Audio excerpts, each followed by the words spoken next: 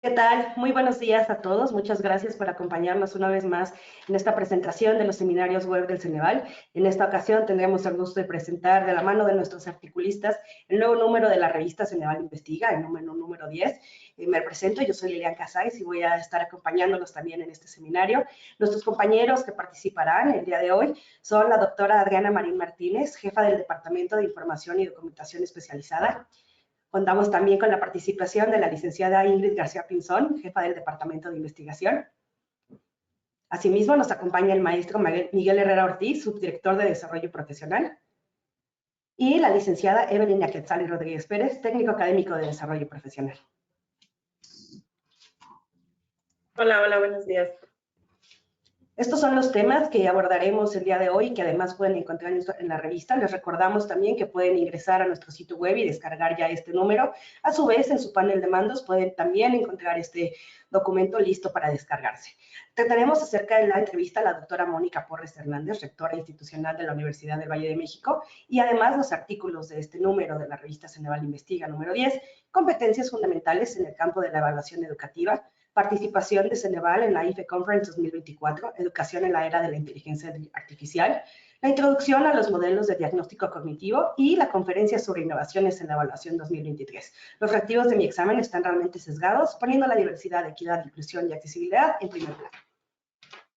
Para las personas que deseen realizar alguna pregunta, lo único que necesitan hacer es abrir el panel de la aplicación, dar un clic en la flecha naranja y posteriormente se abrirá esta pantalla que pueden ver ahorita, en donde pueden plantear la pregunta. Las preguntas se las pasaremos a su vez a nuestros panelistas y las responderemos al final del seminario. En caso de que no alcancemos a hacer todas las preguntas que nos plantearon, se las contestaremos vía correo electrónico. Sin más por el momento, me gustaría dar la palabra a la licenciada Ingrid para que nos hable de la entrevista a la doctora Mónica Porres. Muchísimas gracias a todos y buenos días.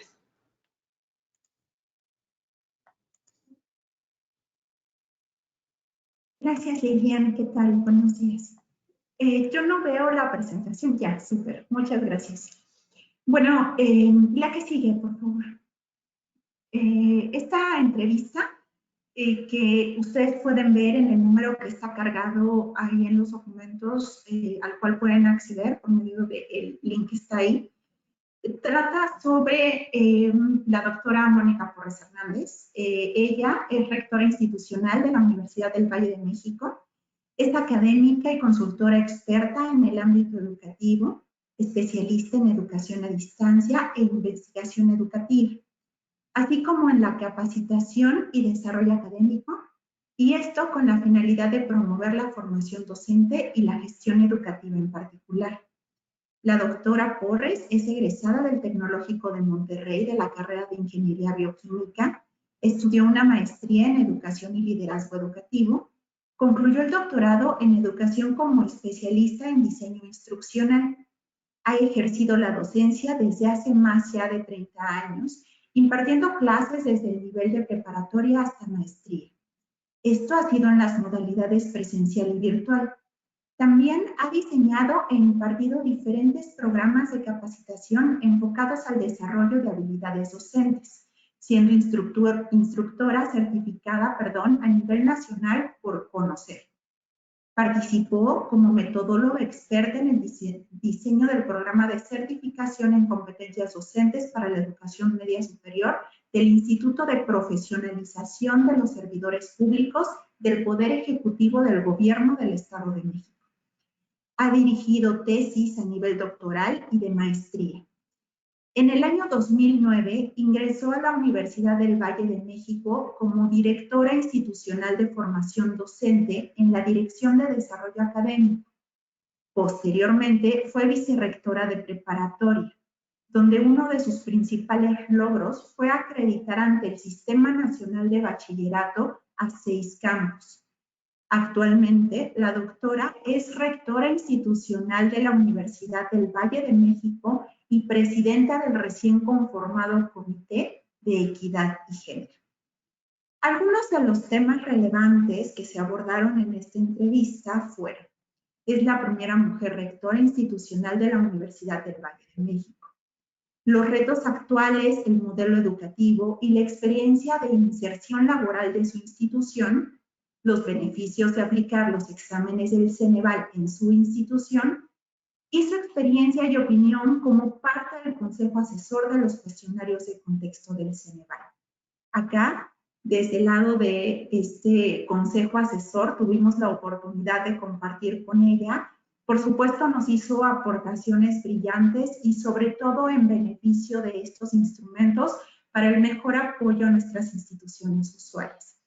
Tengo el gusto de haber compartido con ella en estos eventos y les puedo decir que es un ser humano en el amplio sentido de la palabra.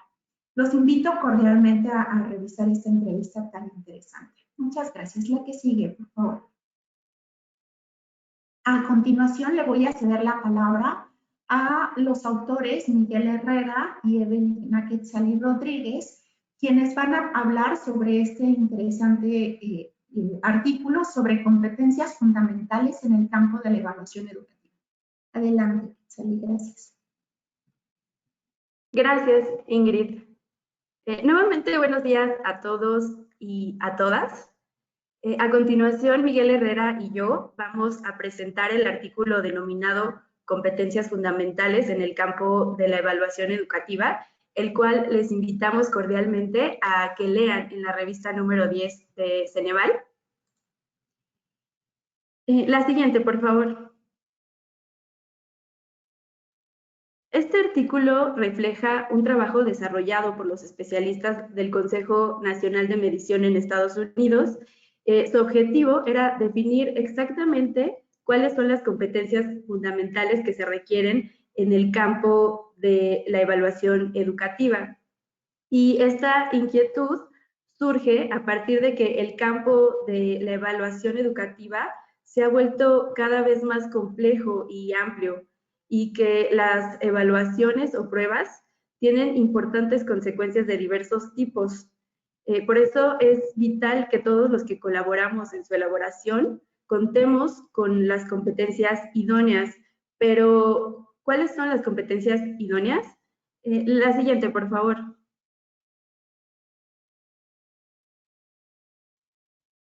Se propone este esquema, el cual está conformado por 3 dimensiones. La dimensión 1 de comunicación y colaboración, la dimensión 2 de competencias técnicas, estadísticas y computacionales, y la dimensión 3 de medición educativa, la cual se subdivide en 5 elementos, que son el contexto social, cultural, histórico y político, la validez, equidad y confiabilidad, el modelamiento psicométrico y teoría e instrumentación y precisión y generalización. Y bueno, en este momento le cedo la palabra a Miguel Herrera para que nos comente sobre estos dominios. Gracias.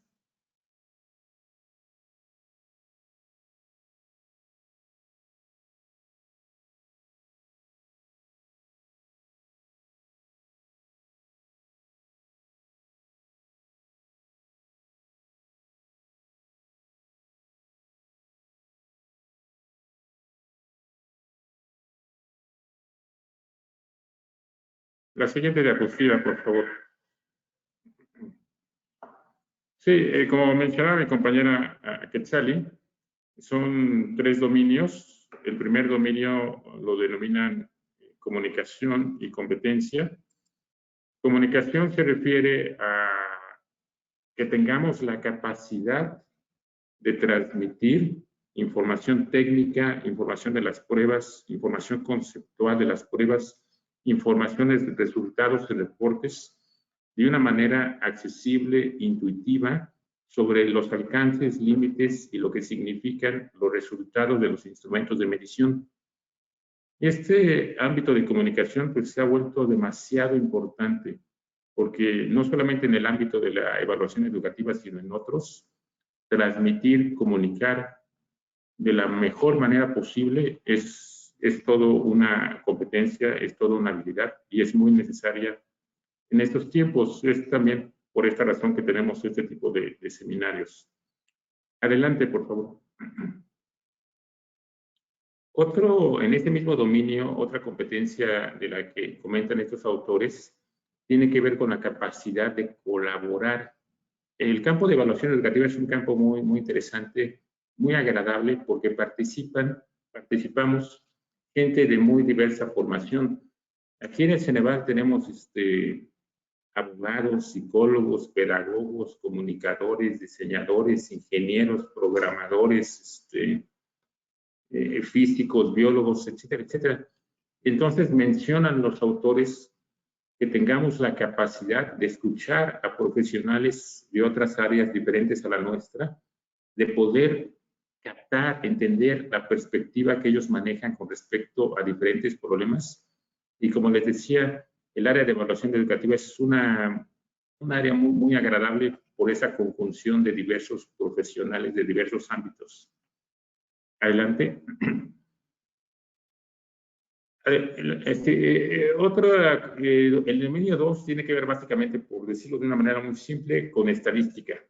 Y estadística es una disciplina que tiene un auge, que tiene un impacto en el mundo actual enorme. De hecho, pues, inteligencia artificial y diversas aproximaciones tienen una base estadística. Las pruebas también pueden ser conceptualizadas como herramientas estadísticas, sobre todo en el sentido de que en estadística ocurre que tenemos poblaciones, tenemos universos, tenemos dominios, y a partir de esas poblaciones, universos o dominios se establecen muestras. De esas muestras se quieren hacer inferencias para extrapolarlas sobre esos dominios. Eso que ocurre en estadística, que ocurre con las encuestas, pues es lo que ocurre con las pruebas, nada más que nosotros tenemos un dominio, un universo de contenidos educativos normalmente, y nuestras pruebas, nuestros instrumentos son muestras de esos contenidos con la cual queremos extrapolar lo que un sustentante, lo que un estudiante conoce de ese dominio. Por lo tanto, se ha vuelto vital entender la estadística, entender técnicamente la estadística y ser capaz de programar, de utilizar, la siguiente por favor, de utilizar estos lenguajes, estos programas, estos paquetes que utilizan pues las personas que estamos aquí en el Ceneval, en particular, por ejemplo, mi compañera Ingrid, pues es especialista en este lenguaje y en este programa, y eso se ha vuelto vital, poder programar para poder hacer los análisis con enormes bases de datos y con enorme complejidad por todas las variables que se tienen que incorporar a los modelos. Adelante, por favor. Por último, tenemos el dominio 3, que es el dominio más extenso, como comentaba mi compañera Quetzali, y este dominio abarca diversos aspectos. El primero de ellos tiene que ver con el contexto social, cultural, histórico y político.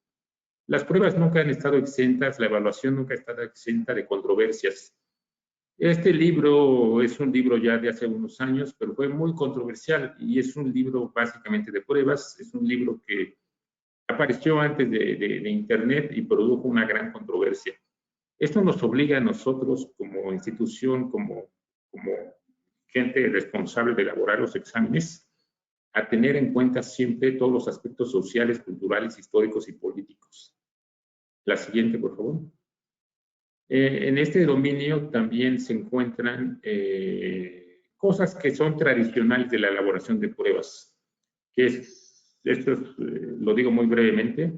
Tenemos que conocer nuestro constructo, tenemos que tener nuestro marco teórico, tenemos que implementar diseño, tenemos que instrumentar esa visión del constructo en una prueba, en un instrumento, y tenemos que garantizar que las inferencias que se hagan sean válidas, equitativas y confiables.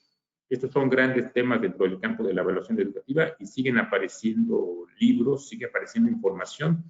Estos dos que están aquí son un ejemplo de eso. Adelante. Y por último, tiene que ver todo lo que es el modelamiento psicométrico. La psicometría es una gran área, es una área en continuo avance y desarrollo, donde cada vez de manera más sofisticada, de manera más compleja, se elaboran distintos modelos para poder afirmar, para poder extrapolar, para poder garantizar de qué depende el nivel de habilidad de los sustentantes, los diferentes modelos para poder extrapolar si un conjunto de reactivos son de este nivel, de este otro tipo, qué se puede extrapolar, qué se puede generalizar. Todo esto requiere una base psicométrica y este en sí mismo es un gran campo que los autores lo ubican en este dominio 3 de medición educativa. Adelante, por favor.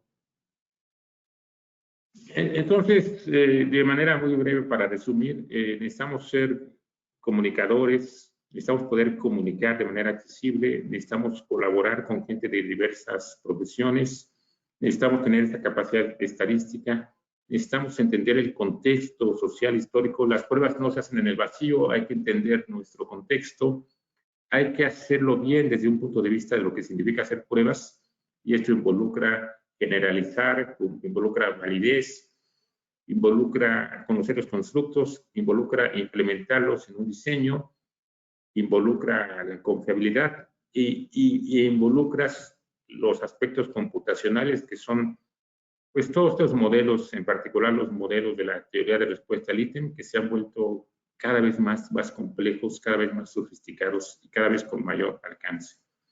Esto sería básicamente lo que tenemos en nuestro artículo de mi compañera Quetzali y un servidor.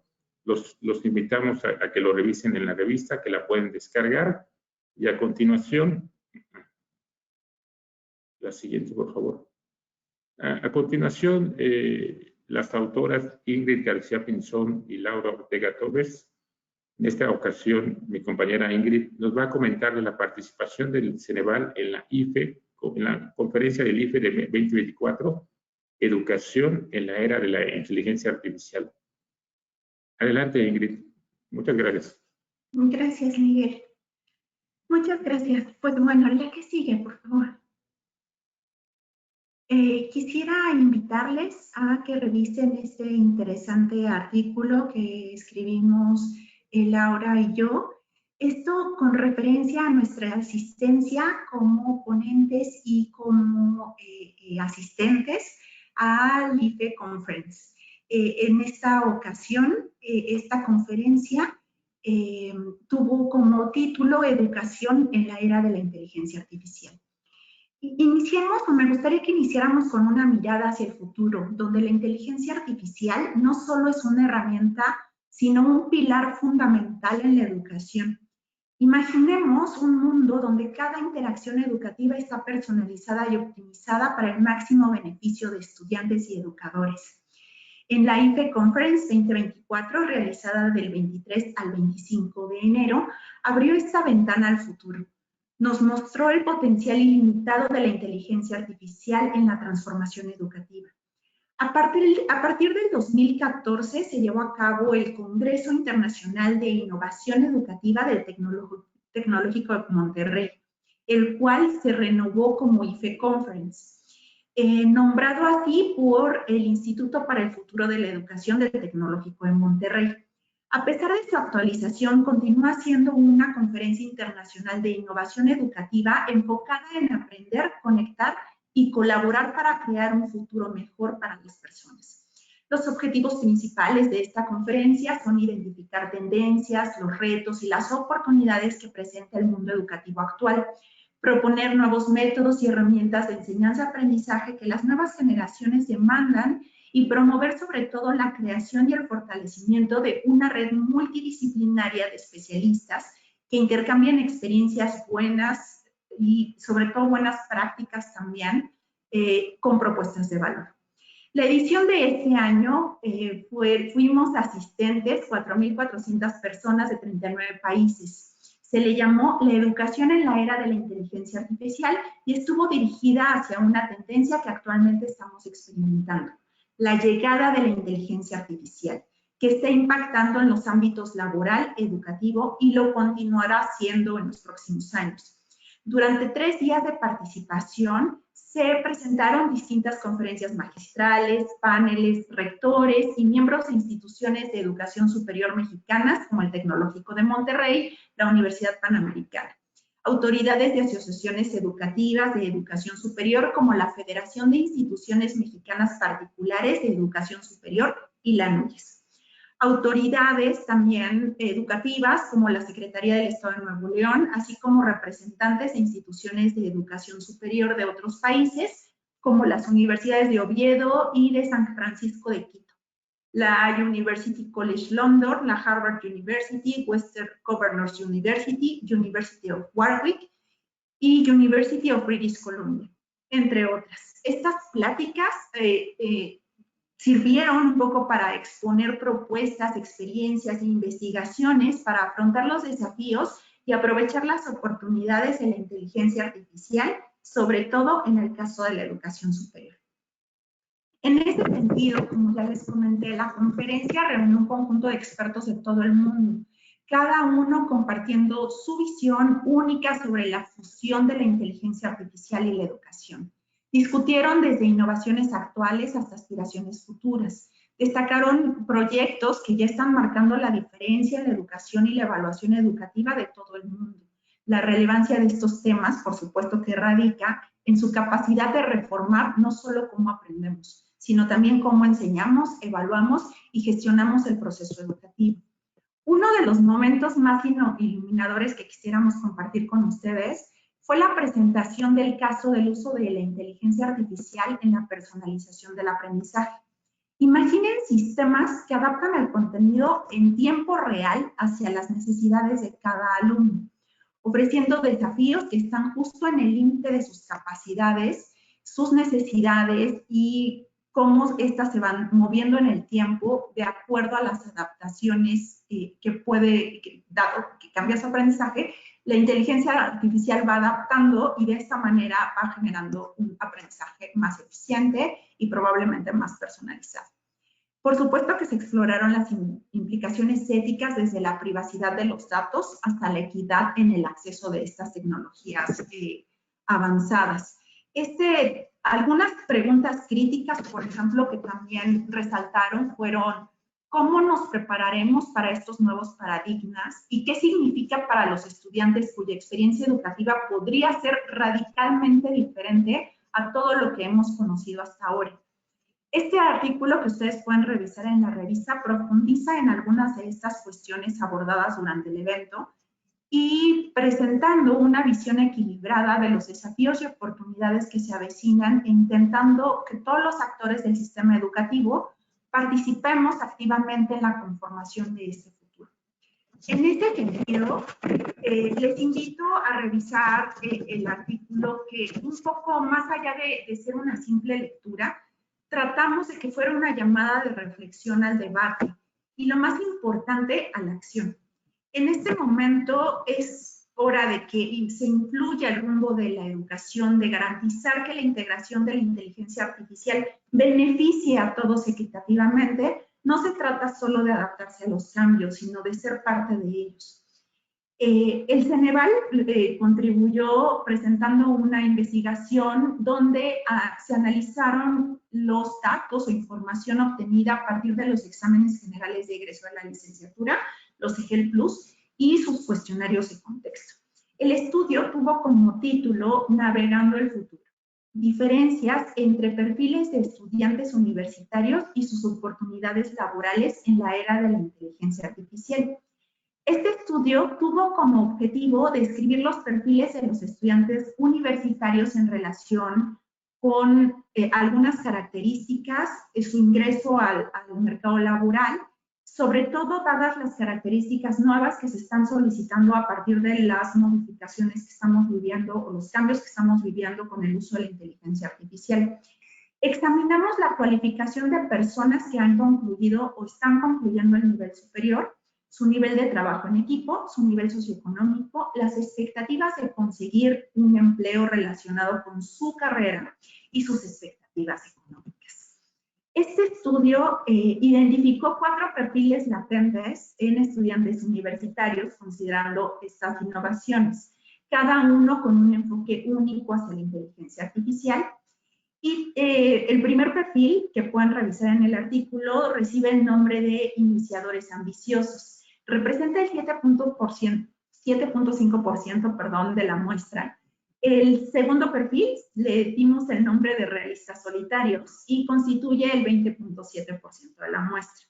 Los sobresalientes reservados, que es el nombre que recibe el perfil 3, representa el 53.1% de la muestra. El cuarto perfil, que son los colaboradores estelares, constituye el 18.6% de la muestra. Para conocer las características específicas y los detalles del estudio, les invitamos a revisar la revista. Para las instituciones educativas, gracias. Para las instituciones educativas, este estudio presenta un llamado a la acción. Es imperativo reconocer la necesidad cada vez mayor del entrenamiento de habilidades relacionadas con la inteligencia artificial. No solo en términos de conocimiento técnico, por supuesto, sino también gratamente vale la pena mencionar a las habilidades interpersonales y de adaptación. Además, es vital fomentar un ambiente de aprendizaje que incentive la innovación, la colaboración y un enfoque multidisciplinario, como también lo comentó Miguel Herrera. Para los estudiantes, representa una invitación a ser parte de una generación que no solo se adapta al cambio, sino que también es necesario que lo impulse. Con esto concluyo mi participación y un poquito lo que quisiéramos, Laura y yo, expresarles es que explorar el futuro de la educación a través del ente de la IFE Conference 2024 fue muy grato. Espero que este diálogo haya encendido su curiosidad y los motive a leer más sobre cómo podemos juntos construir un futuro educativo que aproveche al máximo el potencial de la inteligencia artificial. Y pues nada, vayamos juntos a este futuro prometedor. Gracias por su atención. A continuación le voy a ceder la palabra a mi compañera Adriana Marín presentando el artículo que recibe el título de Introducción a los modelos de diagnóstico cognitivo. Muchas gracias. Gracias, Ingrid. Hola, muy buenos días nuevamente a todos y a todas. Bueno, en esta ocasión yo les voy a platicar sobre el tercer artículo que viene en este número de la revista, que en realidad es una breve introducción a lo que son los modelos de diagnóstico cognitivo.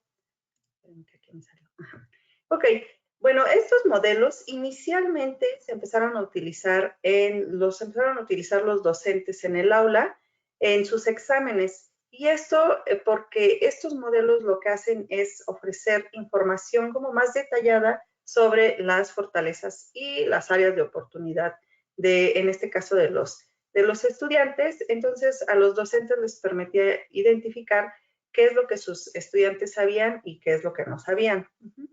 Esta es una de las principales características de estos modelos, que lo que hacen es ofrecer esa información detallada para que, en este caso, pues puedan ser los docentes, las instituciones e incluso los mismos estudiantes desarrollen estrategias de mejora y tomen decisiones fundamentadas. Esto se logra porque lo que hacen estos modelos es identificar patrones de respuesta. Pero aquí también algo que es muy interesante de estos modelos es que analizan las respuestas correctas y las incorrectas. Entonces, por eso es que se torna muy importante la información que proporcionan estos modelos cuando se llevan a cabo en evaluaciones específicamente.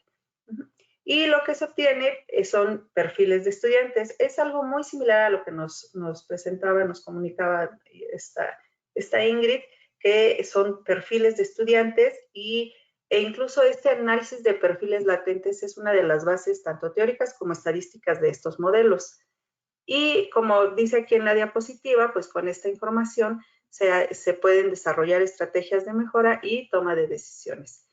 También es importante mencionar que estos modelos, su base también son la psicología cognitiva y la psicometría. Se combinan estas dos disciplinas para el desarrollo de estos modelos. Por un lado, la psicología cognitiva, como bien sabemos, su objeto de estudio es muy amplio.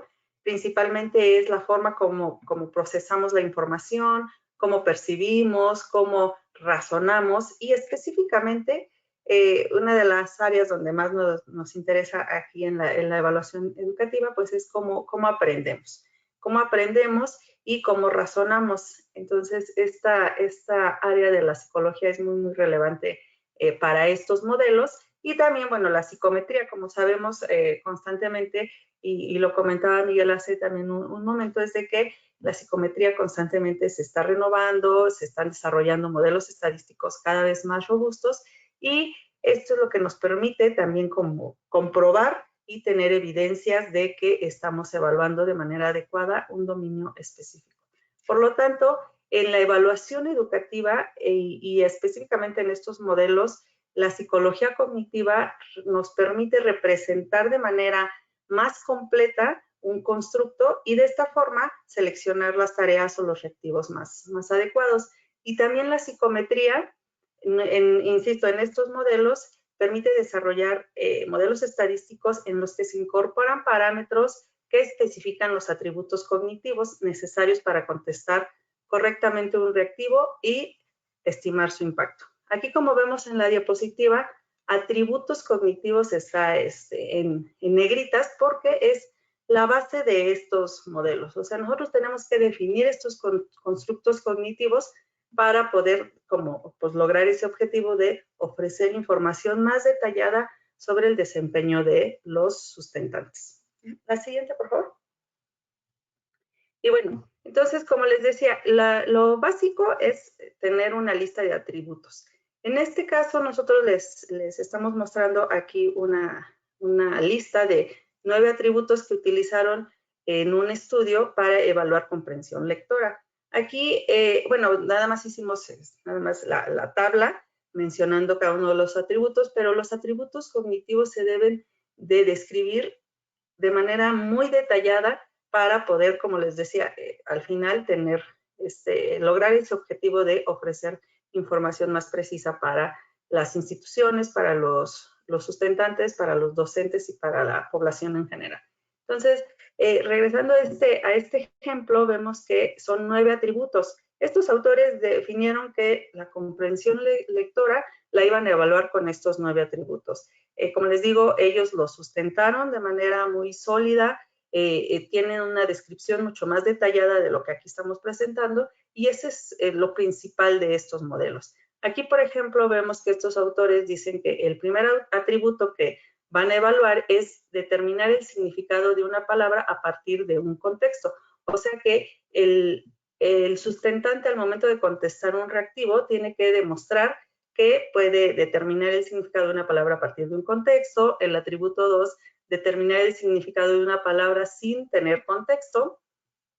Comprender información explícita y implícita y explícita en el texto. Ojear, resumir, inferir, aplicar conocimientos previos e inferir ideas importantes o el propósito del escritor. Aquí vemos que esta lista va en un orden jerárquico, desde lo más sencillo hasta lo más complejo. Esto también es muy importante que nosotros tenemos que definir cuando estamos diseñando una prueba bajo estos modelos cognitivos. Tenemos que definir, como les digo, muy, muy claramente estos atributos y además darle esa jerarquía para que nosotros podamos identificar a través ya de los reactivos qué es lo que dominan los sustentantes y qué no, y más importante aún, poder comunicarlo en este caso a la institución, a los usuarios en el reporte de resultados. Entonces, esto es la base de todos estos modelos. La siguiente, por favor.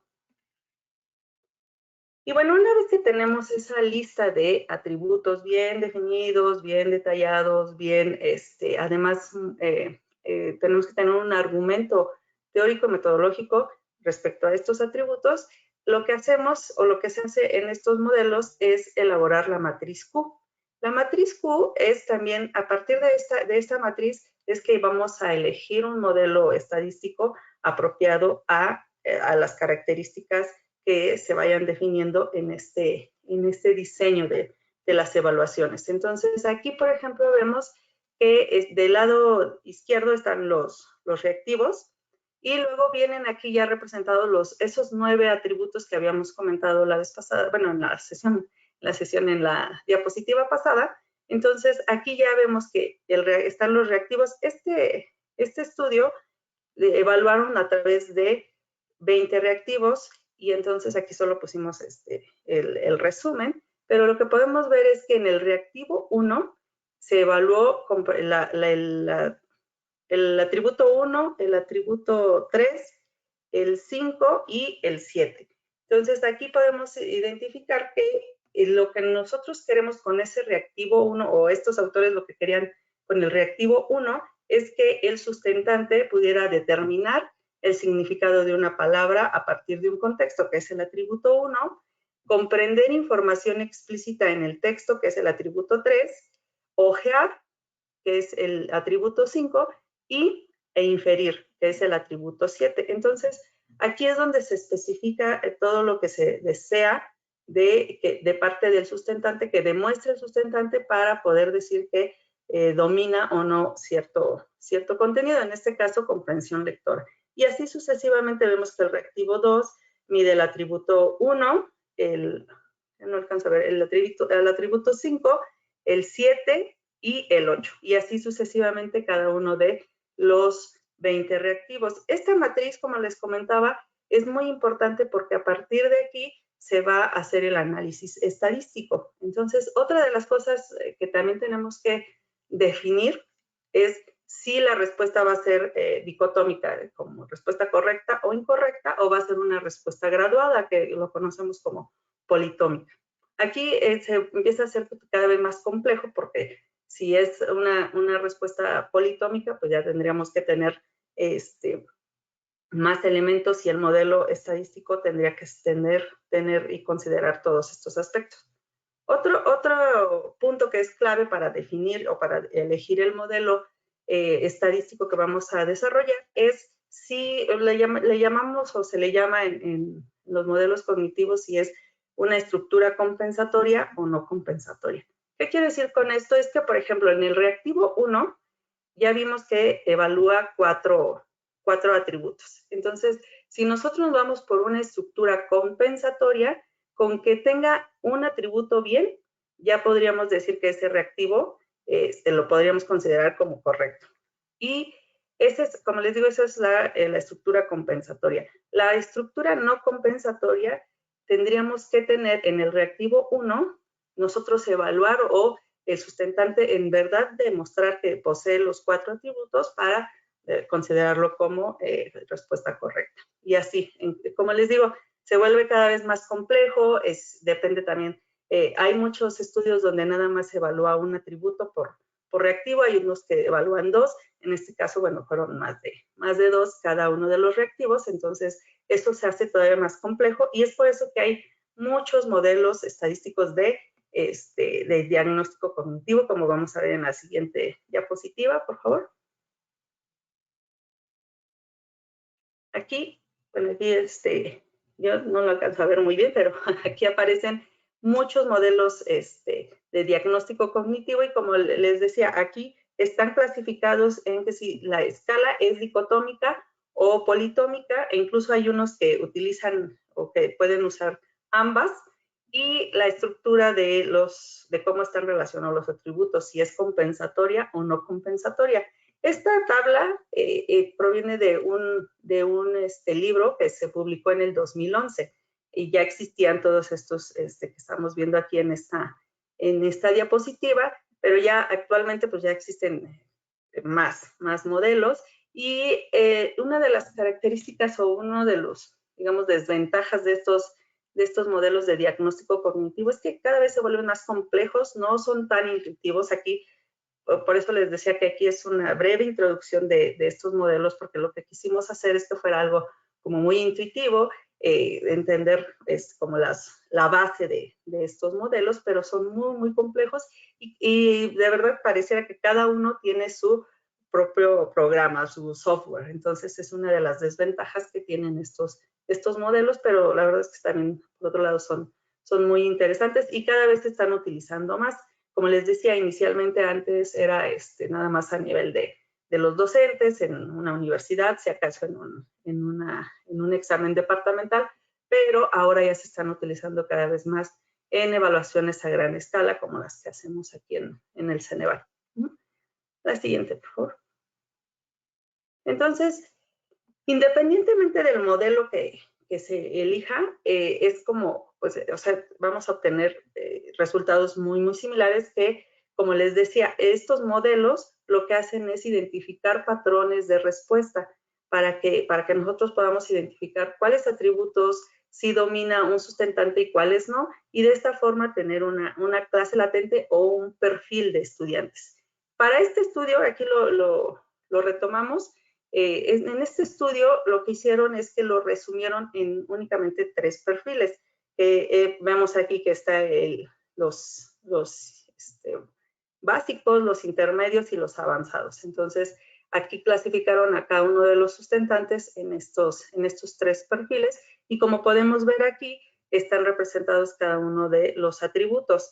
Esto es una forma muy sencilla. Los autores aquí lo que hicieron fue clasificarlos en 3, pero hay otros estudios donde hay muchas más clases latentes, porque imagínense, casi es como la combinación de los atributos, los que estuvieron correctos, incorrectos, y como les digo, es si es compensatorio o no compensatorio. Entonces, en verdad son mucho más complejos. Aquí lo que hicimos hacer de manera muy intuitiva, lo más básico, para que quede como más claro estos modelos. Esperamos poder realizar un estudio específico con estos modelos y poderles presentar en un futuro, pues ya algo más práctico, con datos que nosotros podamos recolectar y poder que quede todavía más claro estos modelos. Pero como les decía, cada vez se están utilizando más, tienen muchas ventajas. La desventaja principal, pues, es que el software, y que algunos son muy, muy complejos. Entonces, también eso mismo hace que deben de cumplir con ciertos supuestos también cada uno de estos modelos para poder llevarlo a cabo. Entonces, bueno, los invitamos a leer el artículo. Es, como les digo, es una introducción y ahí vienen las referencias que ustedes pueden consultar y además algunas lecturas recomendadas que pueden ser de mucha utilidad. Y bueno, sigo yo. Les voy a presentar también el siguiente artículo, que es sobre una conferencia que hace la Asociación de Publicadores de Exámenes o de Tests en Estados Unidos, y ellos tienen una serie de conferencias sobre innovaciones en evaluación.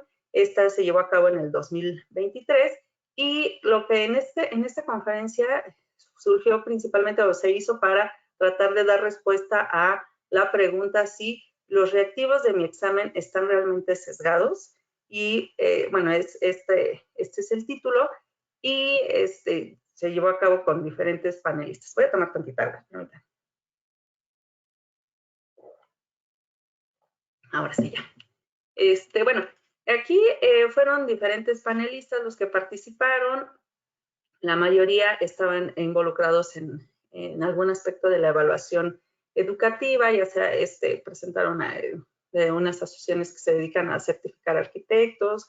Estuvo muy, muy variado ahí el panel, y principalmente se discutió sobre los sesgos que existen en los reactivos y cómo estos sesgos, pues hay veces que no los notamos y que es importante evitarlos y además abordarlos. Entonces, se empezó la discusión con la definición de sesgo. Para ellos, sesgo es la presencia de un elemento en un reactivo que da como resultado un desempeño diferente entre sustentantes con el mismo nivel de habilidad, pero de grupos sociodemográficamente distintos. Entonces, ahí fue la discusión sobre este aspecto específicamente, y la dinámica fue que se hacían preguntas y los panelistas contestaban.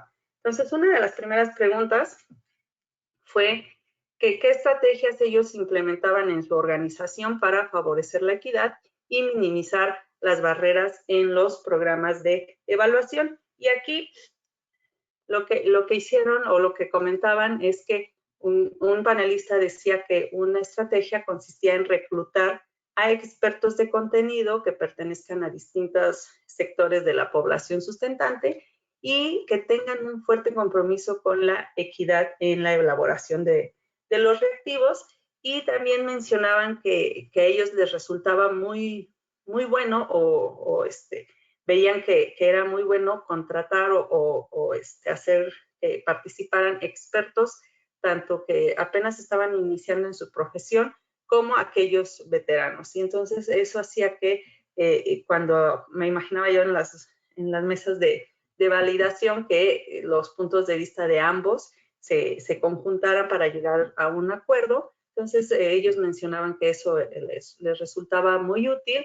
Y decían, también otro panelista decía que la equidad implica también brindar las condiciones a cada sustentante de acuerdo a lo que necesite. Él ponía el ejemplo de que no todos los sustentantes tienen la misma oportunidad para prepararse para el examen. E incluso llegó a mencionar que sería bueno capacitarlos o ellos mismos prepararlos para el examen, pero que eso salía muy costoso. Entonces, bueno, ahí entran otros aspectos que también se discutieron.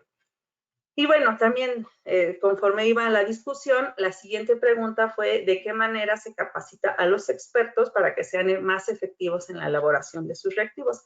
Y ahí los panelistas coincidían en que todos capacitaban tanto en lineamientos técnicos como los de estilo.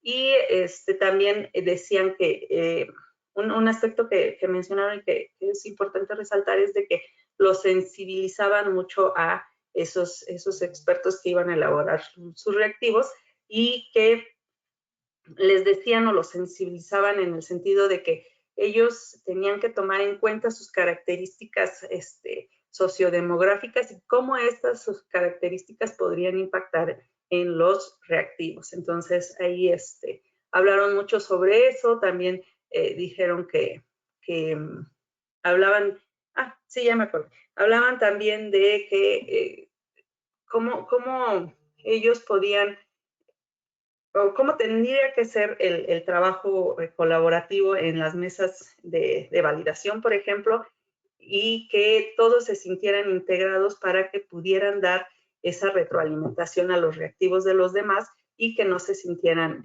como agredidos, aludidos, etcétera. Entonces, eso lo discutieron también mucho en esta conferencia.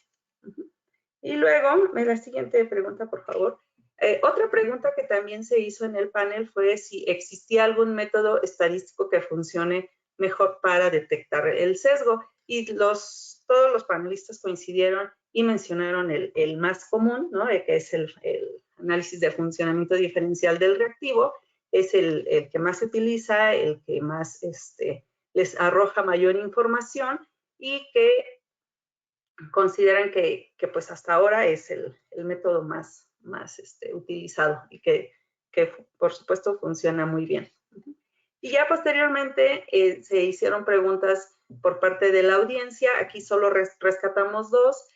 Una fue si se estaba realizando algún trabajo para valorar la presencia de sesgos en los sustentantes. Entonces aquí lo que le mencionaban los panelistas es que no se tenía, de repente esto se olvida, ¿no? Se olvida mucho y que se estaban discutiendo, se estaban analizando la posibilidad de evaluar la parte ética en las evaluaciones, en los exámenes. Entonces, también lo que discutían o lo que analizaban es de que si se incluía como parte de la evaluación o tendría que ser una evaluación aparte, ¿no? Entonces, eso fue muy interesante por parte de los panelistas. Y por último, la pregunta de una persona que estaba ahí en la audiencia fue cómo se puede diferenciar entre el sesgo del reactivo y el sesgo institucional. Y aquí inicialmente, pues como que la pregunta fue un poco extraña y tuvieron que preguntarle a la persona que hizo la pregunta, pues que especificara muy bien a qué se refería. Y esta persona decía que es que en su institución donde él o ella laboraba, había habían preguntado, o sea, que en un examen siempre salían más bajas las mujeres en el desempeño y que decían, bueno, ¿y por qué? ¿Y por qué? Y lo que detectaron fue que más bien estaban así preguntando o evaluando un contenido que esas mujeres o el grupo de mujeres que participaban en la evaluación no lo conocía o no había recibido ni la formación formal ni informal sobre ese contenido. Entonces, bueno, como conclusión decían que es poco ético que se pregunte sobre un contenido que los sustentantes no conozcan. Entonces, bueno, esa es a grandes rasgos la conferencia. Nuevamente los invitamos a leer todo el texto, ahí viene todo, mucho más amplia la información. Y bueno, esto es todo de mi parte. Muchas gracias. Muchísimas gracias a todos nuestros panelistas por todas las participaciones y colaboraciones que dieron el día de hoy. Invito al resto de los panelistas otra vez a estar a cuadro para que podamos atender las preguntas de la audiencia.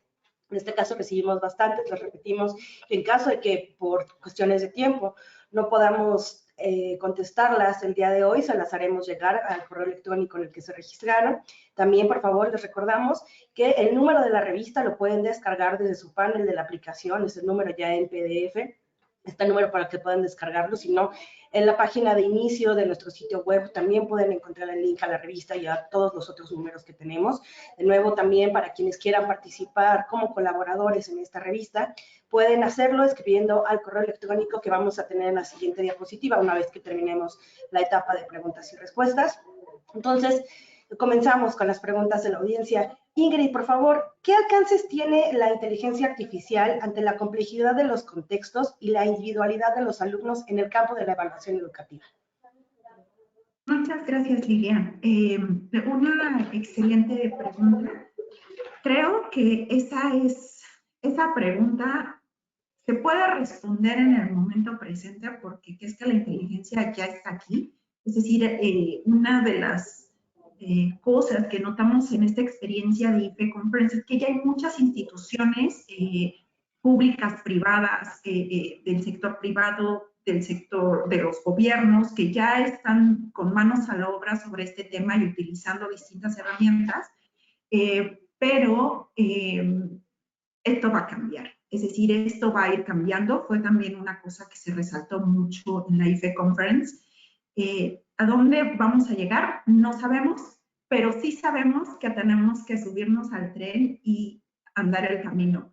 Y por poner un ejemplo, para mí fue muy grato, o para ambas, porque ambas lo comentamos, fue muy grato darnos cuenta cómo de las habilidades que más parece que se requieren en términos globales, es decir, para todas las licenciaturas o para toda la educación superior, están muy relacionadas con habilidades como, por ejemplo, las que mencionaba Miguel, de comunicación, de trabajo en equipo, incluso el estudio de Ceneval estuvo enfocado a colaboración, y en general mucho más de habilidades que son conocidas como blandas del siglo XXI, y como este tipo también del uso de herramientas, es decir, como que las nuevas habilidades que se van a entrenar tienen que ver más con el uso de herramientas que a como estábamos acostumbrados o como estamos acostumbrados actualmente. Muchas gracias. Perfecto, muchísimas gracias. Adriana, por favor, ¿cuál es la principal ventaja de estos modelos de diagnóstico cognitivo de lo que nos hablabas? Sí, bueno, la principal ventaja, como les decía, es que se proporciona información más detallada sobre el desempeño de los sustentantes. Esa es la característica y la ventaja, y por lo que lo están utilizando cada vez más estos modelos, tanto como les decía, tanto en universidades, en exámenes de docentes, como en evaluaciones a gran escala. Es justo... para esto tenemos que definir lo que les decía desde hace rato, de manera reiterada, tenemos que definir muy bien los atributos, porque si los definimos bien, los definimos de manera muy clara, sin ambigüedades, vamos a poder comunicarlo a las personas. Como bien comentaba Miguel, este aspecto es muy importante, es la comunicación. Comunicarlos de manera muy, muy sencilla y desde el inicio nos va a permitir, bueno, pues ya entregar un reporte más detallado. Pero esa es la principal la principal ventaja. Muchísimas gracias. Miguel, también tenemos otra pregunta. ¿En qué porcentaje el personal académico del Ceneval cuenta con estas competencias que nos hablaste?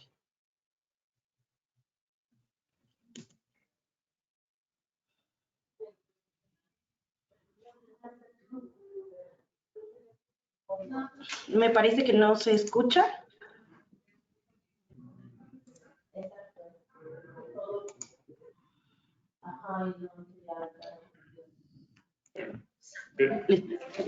Gracias, perdón. Sí, bueno, en este artículo se menciona que las competencias tienen un carácter también aspiracional. Son el referente de lo que queremos lograr, son el referente de lo que todo experto en evaluación educativa debemos tener, pero también representan una aspiración, un ideal, una idoneidad de lo que queremos llegar. Entonces, ahorita más que contestarles, hay personas que tienen estas competencias en el Ceneval, pero unas tienen más, unas y otras menos y otras. Y lo que estamos haciendo es un esfuerzo institucional por el cual todos nos podamos acercar a tener una mejor comunicación, una mejor colaboración, un mayor dominio estadístico, un mayor dominio psicométrico, que fue, creo que parte de lo que se puso aquí, una mayor comprensión de los constructos, que es esto sobre los niveles cognitivos, el diagnóstico cognitivo. Todo esto es un esfuerzo para que todos nosotros y nuestros usuarios también tengamos cada vez una mayor capacidad en todas estas competencias. Por eso es importante la definición de estas, porque es el punto de referencia de lo que aspiramos a lograr de manera personal e institucionalmente, y por ello también tenemos un esfuerzo institucional para que todos mejoremos en estas competencias. Gracias por la pregunta. Gracias, Lilian. Muchísimas gracias, qué interesante respuesta. Ingrid, también, ¿qué paradigmas parecían totalmente comprobados y permanentes se han roto ante la introducción de la inteligencia artificial en los procesos de enseñanza-aprendizaje y ante el proceso educativo como parte de este último? Muchas gracias, Lilian.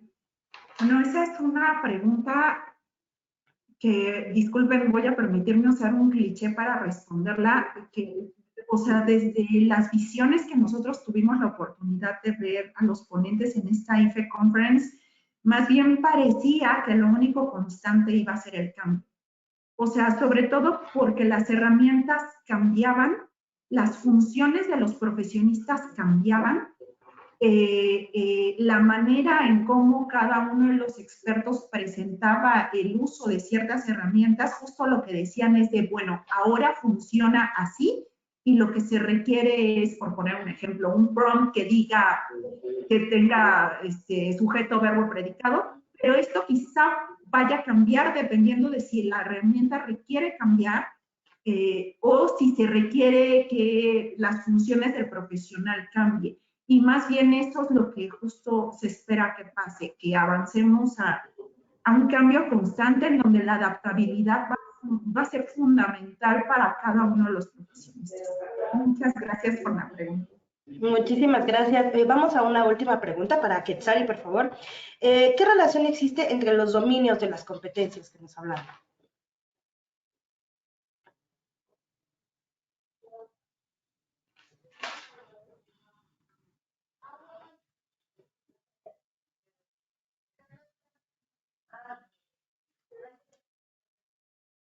Creo que igual estamos teniendo un problema con el audio. Voy a contestar esta pregunta, Lilian. Perfecto. Las competencias, parte de la complejidad de definir las competencias tiene que ver con que no son discretas. Discretas en este sentido quiere decir se tienen, no se tienen, y si no hay un continuo y hay una intersección entre las competencias. Los autores mencionan que hay varias intersecciones, hay varias áreas en común entre estas competencias. Es muy difícil pensar que yo pueda comunicar algo de estadística si no sé nada de estadística. Es particularmente difícil. Entonces, siempre hay una interrelación, una intersección entre esas competencias, y los autores mencionan, pues, que el desarrollo de las competencias tiene que ser de manera holística, global, interseccional, y que es muy difícil, que yo creo que es parte de la complejidad de evaluación educativa y parte de la complejidad del mundo actual, que todos necesitamos saber de varias cosas ya por la complejidad de las tareas, y hacer pruebas, hacer evaluación es una tarea muy compleja y muy sofisticada. Claro que sí, por supuesto. Pues bueno, en este momento se nos acaba de terminar el tiempo, lamentablemente, para continuar con este seminario web y continuar con las preguntas. Les repito, las que no hayamos alcanzado a contestar, se las haremos llevar vía correo electrónico. Los invitamos también a que puedan ver la transmisión de este seminario web desde nuestra página oficial de YouTube. También vamos a publicar y vamos a continuar con la publicación de las actualizaciones en seminarios web, información acerca de los exámenes, en todas nuestras redes sociales, en @SomosCeneval, en todo, en Instagram, en Facebook, en X, nuevamente en TikTok actualmente. Muchísimas gracias a todos por su participación. De nuevo, muchas gracias a nuestros panelistas y a los articulistas de esta revista por la información que nos comparten. Dejamos aquí en la siguiente diapositiva para quien quiera participar en esta revista Ceneval Investiga, el correo para que puedan escribir con sus intereses, revista.investigación@ceneval.edu.mx. De nuevo, muchas gracias y que tengan un excelente día. Hasta luego. Gracias.